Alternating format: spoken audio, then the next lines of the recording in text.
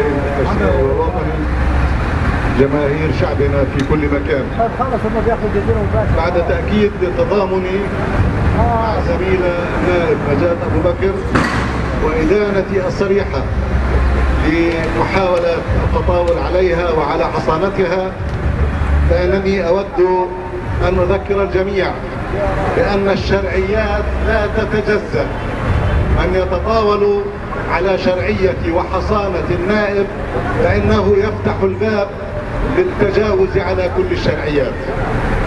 وإذا أخذت الأجهزة التنفيذية تحت أي ذريعة من الذرائع هذا السلوك كمنهج لعملها بغض النظر عن موقعها ومكانها الجغرافي في هذا الانقسام البغيض، فإنها تتحول إلى ميليشيات للبلطجية لا تبقي احتراما للقانون ولا تبقي احتراما لأحد.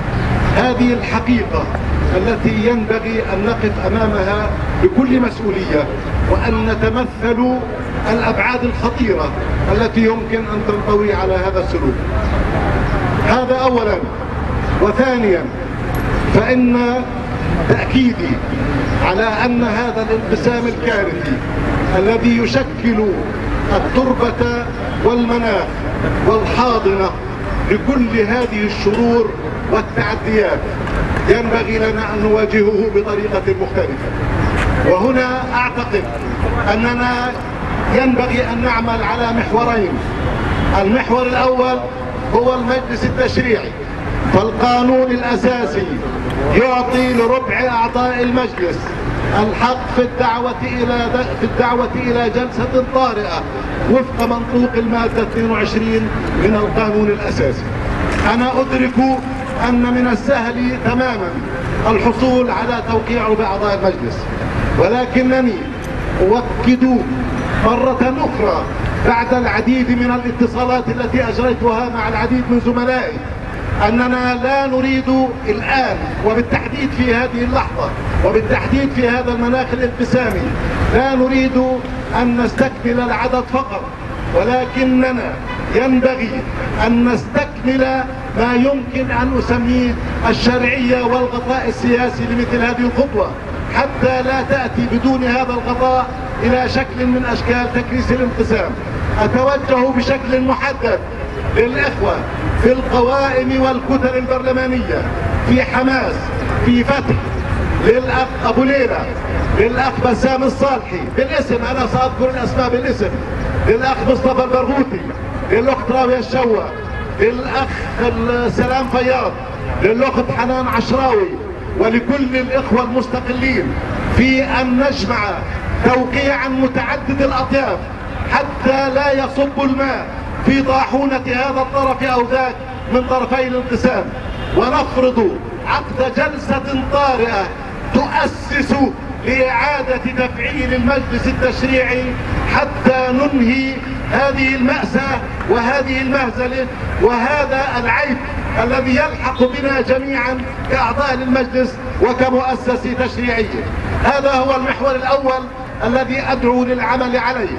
المحور الثاني، فإنني أوجه دعوة إلى كل الوطنيين الفلسطينيين بأن نلتقي تحت عنوان وطنيون لإنهاء الانقسام واستعادة الوحدة بغض النظر عن مواقعنا وأطيافنا السياسية والفكرية والتنظيمية، لأنه أصبح واضحا أن الارتهان إلى حوارات الإخوة في حركتي فتح وحماس أو الارتهان إلى حركة تقودها القوى المنظمة فقط، الارتهان لأي من العنوانين أو لكليهما معا لم يثبتوا خلال السنوات التسع الماضية أنه كاف لتحشيد قوة ضغط جماهيرية كافية على طرفي الانقسام.